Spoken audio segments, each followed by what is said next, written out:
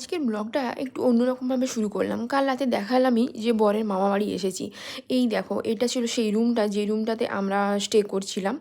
এখানে একটা work from home station আছে, কেন কি মামার ছেলে ওয়ার্ক ফ্রম হোম করছে। সো চলো আজকের ব্লগটা এখানেই শেষ করা যাক। ও হ্যাঁ, আগের ব্লগটা অবশ্য আমি শেষই করিনি। এখানে দেখো ব্রেকফাস্টে স্পেশাল পিঠে হয়েছে একরকম, আর পুর দেওয়া ছিল এর মধ্যে নারকেল দিয়ে।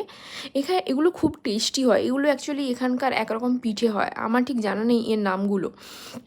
এই দেখো, এখানে ইডলি বলছে এরা ঠিকই, বাট ইডলির ভেতরেও নারকেল পুর দেওয়া আছে। হয়েছিল ঘুগনি আর এই বড়া টাইপের কী সব জিনিস। এগুলো সবগুলোই অ্যাকচুয়ালি এখানকার পিঠে। আমি ঠিকমতো জানি না উড়িষ্যাতে এইরকম মানে পিঠেগুলোকে কী বলে। এই দেখো, আমরা সবাই এক পিস করে নিয়েছিলাম, আর নারকেলের চাটনি ছিল সাথে, দিয়ে খাচ্ছিল সবাই মিলে ব্রেকফাস্টে।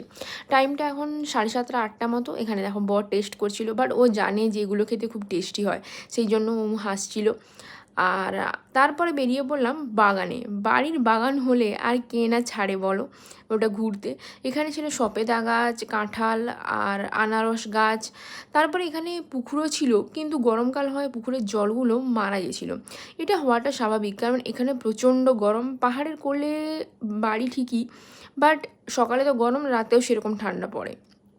বৃষ্টি হলে তো আর কোনো কথাই নেই। এখানে দেখো বর আমাকে দেখাচ্ছিল যে পুকুরের জল নেই আর পুকুরে যাস না, তো এরকম কথাগুলো ও বলছিল। এখানে কলা গাছও ছিল, এই দেখো কাঁঠাল তোমাদেরকে বলছিলাম।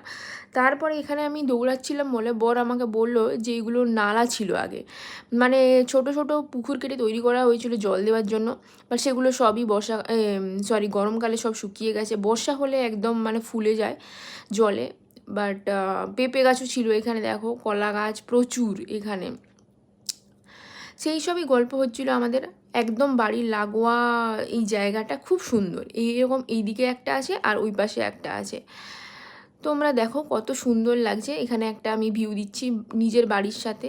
এখানে আম গাছও ছিল, নারকেল গাছ তো আছেই, বলার অপেক্ষা রাখে না। একতলা বাড়ি, ছাদটা তো খুবই সুন্দর, গাছগুলো দেখো খুব সুন্দর।